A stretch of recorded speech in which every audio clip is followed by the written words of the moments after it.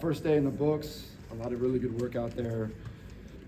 A lot of opportunities for all of our players. A lot of our coaches did a really nice job with the transitions in between periods. Players were responsive to coaching, and like I mentioned, we got a lot of work done. So, good first day. Logistically, just how different does your practice look versus the guys who are back what they're used to, or other schools? Just how different is it? I'm not sure exactly what was done prior. I just know we have a certain standard that we've, built here. It is similar to what I just, experienced with Dan, but, put my own spin on it where I see fit based on player workload, based on depth. So there's still a lot of moving parts. But yeah, I do like to think we practice differently than maybe years past.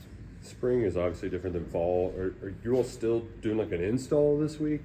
How do you build through it, or is it mostly fundamental? No, we install something every day. Right? We're like a whole mentality. I mean, we're going to throw a lot of stuff on the wall, see what sticks, especially schematically. Learning our team in this setting different than learning them in a walkthrough setting in winter. So, we install every day. We'll have a new one tomorrow and have about 15 installs over the 15 practices. Now, how many plays or schemes that is, really, it's not like every day has 15 new plays. It might be 2 or 3 here or there. Well, there's a stars coach for you. Can you just, I know defense, it's Jay's sort of call, but what is the stars position? It's just another word for nickel. Yeah, okay. It's just a nickel Sam, star. People call it a lot of different things. It's what we call it, so that's all it is. Seems like every defense wants to be multiple now, but just schematically, what do you guys want to look like? Are you 3-4? Are you 4-3? What does that look like? We are very multiple. I think Jay's past, you've seen 4 down, 3 down, Bayer fronts, a lot of different versatility on third downs. But yeah, I would definitely say we're multiple. Will, taking Gadsden, Humphrey Grace coming back, how important was it for you all to get them back, and then what have you seen from them? Yeah, really good young players, or not young players, sorry, veterans that have been here. But yeah, those guys were vital to our success moving forward. I mean, you have to be able to win the trenches. Those are big bodies that have played at this level in this league and have a lot of pride in Kentucky, so excited to have them. Usually spring practice is more about evaluation rather than results, but are there any results that you actually have to see at the end of these practices? I just want to see great strain, great commitment, connection within our team. We're not trying to reinvent football during spring ball. It really is fundamentals and technique. And can we run our base install really well and do it so well that we can't get it wrong during a high stress level on Saturdays. How healthy is your roster right now? Just like anything, man. Like everybody across the country, I think, is dealing with nagging injuries from last season. I would say we're as healthy as we can be going into spring.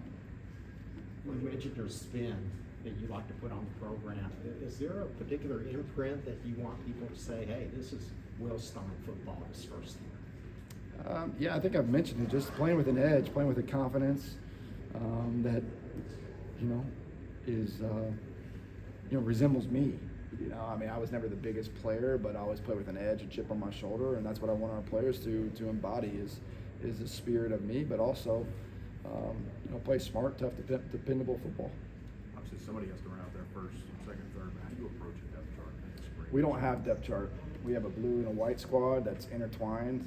There's not a 1s, 2s, 3s at all. So that's really, to me, the big part of development. Everybody says you want to be developed. Well, how do you do it? Like, don't have a depth chart. See what Lance Hurd looks like to maybe a rotational guard or a guy that was a walk-on. Like, see who can play. So Kenny Minchie doesn't have a starting offensive line out front of him. We have truly a blue team and a white team that will be different each week. How do you decide, who's on? We just mix it up. Yeah, mix it up. What are the benefits of that approach? Development. You get to see who can actually go compete and who can make plays without maybe a starting lineup in front of them. I've seen a lot of that, especially from the quarterback position, who moves the football down the field regardless of what's going on in front.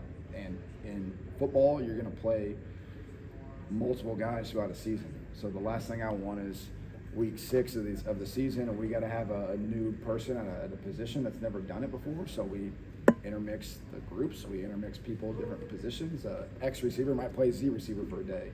A left guard might play right guard for a day. So you want to have position flex within your team. That's why we do it. There are quite a few guys who showed a lot of potential as recruits and maybe have redshirted, you know, on both sides of the line of scrimmage, from linebackers, receivers. What's something that they can show during spring practice that, like, you know, the light's starting to come on and they can be ready for Saturdays? I mean, there's a lot of things. I think, can they get lined up, number one? You're in a new scheme, so everybody's kind of at square one right now, or base camp. So it's, it's important that they can get lined up, hear the call, and then just go execute the call. Once they learn that and understand it, next thing you know, you're going to see them, I think, popping off on tape and playing really fast. What were the conversations with Hardley Gilmore to where he's back here now after? Yeah, we had an opportunity to bring him back, which was really exciting for us. So, you know, there's never ill will. You can't have any ill will when stuff happens in college football. There's too many moving parts.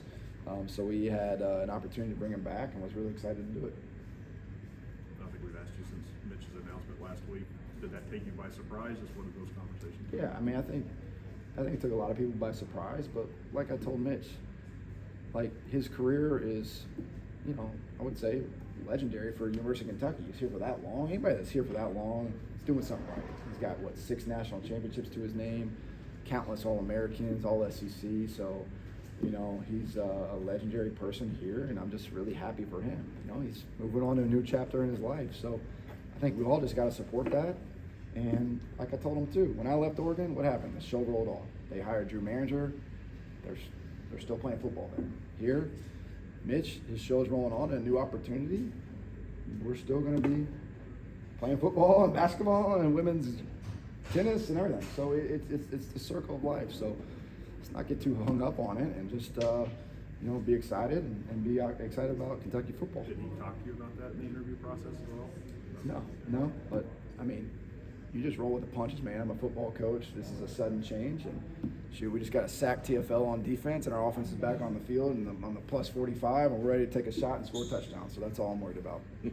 Will, with a new roster, a lot of new faces on day one of spring, you look for voices to emerge out there to kind of meet the pack, or does that have to kind of slowly develop over time? I think it's both. I mean, I don't think there's a great cookie cutter answer that I can give you. We had 8 weeks of strength and conditioning and like hardcore running and agility drills and some combative drills. That's when I think you see guys initially find their voice. But yeah, I think throughout practice today, I mean, that's why I practiced the practice yesterday, to try to alleviate any anxiety for our players and let them go out there today and play. So there's a little bit of not survival mode, but like, guys are just trying to like get lined up, and it's different. Football energy when you're practicing is different than like a walkthrough, just because like everything's heightened. You're going even faster and harder than you were before. So I think the voices will emerge as we get rolling. But today, yeah, I mean, I saw some guys making plays and being energetic and passionate. How exciting, or maybe I should say challenging, is it for you to not just have to worry about the offensive side of the ball now? You know, I'm worried about every phase, making sure everybody's going the right direction. But it's fun. You know, it's a lot of fun. Yeah, it's fun to interact with both sides of the ball the way that I am now. Special teams. This is why you do it, and you get to have an imprint on every single kid in your program and every coach. So it's been a lot of fun so far. You mentioned the constant change in the sport, and that's something you have to roll with. In your staffs that you've been a part of, have you witnessed methods that work for building chemistry, or is that something that starts at the recruitment and the portal process? With the staffs or the players? Players. Yeah, I mean, like, connections are number one DNA trait. So we've done multiple different events with our guys so far. We do Wednesday night get reels where guys are coming up here in small groups and we're talking about purpose, why, telling their story, talking about growth mindset versus fixed mindset. So we have a curriculum there to really build that chemistry within the team. We stress eating with different players at lunch or dinner. And yeah, now it's like them getting out on the grass together and experiencing this type of connection. So it's definitely something that you think about and you want to make sure you're hitting every single day, some sort of connection piece. I think we've done a pretty good job so far with it. A couple more. How much will you scrimmage in spring? I mean, traditionally you have the first Saturday, so once we get off spring break will be a normal practice with some more competitive drills, maybe good on good. And traditionally you have 2 scrimmages in the spring game. So we'll look and see. I mean, I have 2 plus a spring game allotted right now, but just like anything, like you're always looking at, all right, what happened in the first practice? How do we grow from the second one? How do we tweak what we originally had planned based on player workload, based on what we actually need to get done? So to answer your question, like 3's on the docket, but that could change. Numbers wise, do you feel like you have the volume of players available to execute that as long as nothing goes wrong? I would say so far, yes, but again, I'm going to look at today's practice when we did 2 spot opportunities. How does that need to look the next practice based on availability of players? Why did you want to have a spring game for the public? I mean, with the stadium, it would have been easy to just say, we're not doing that this year. Well, why was that important? Because like we don't have the first opportunity is going to be September 5th. Like I don't want our guys to go in there and have their first opportunity with crowd, with the PA announcer, all that stuff against Youngstown State. So yeah, I think it's what BBN deserves, man. Let's go out and show the people like what we've been working on, and it's not going to be perfect and it'll be very vanilla, but I just want to see if our guys can go execute and come out of that game relatively clean. But it'll be a modified deal. We'll have some live tackle early and then just go to a thud scenario, and I'll give you all the rules and how we're going to do it as we get closer to that date. But yeah, I think our fans deserve it and our players are going to have a lot of fun. Okay, folks, thank you very much. All right, thank you all.